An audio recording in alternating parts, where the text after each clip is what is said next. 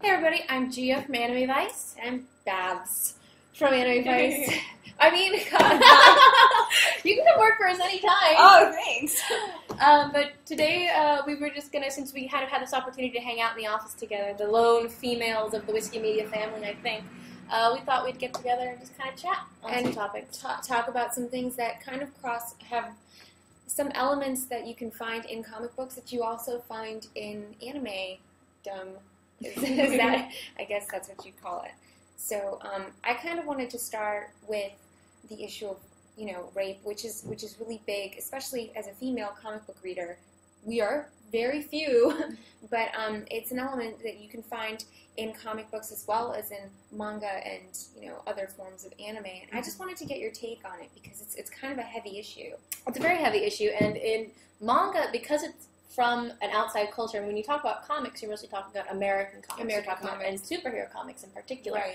I mean, the culture there is very familiar to us, even those of us who are not necessarily heavily engrossed in it. Whereas, manga comes from Japan, where they have a very, very different take on things like that. Yeah. I mean, rape is as common or not necessarily all-out rape, but rape, coercion, molestation, various forms that are common in girls' comics as much as in boys' comics, and it is as often meant to be sort of titillating or exciting or a good thing as it is a bad thing.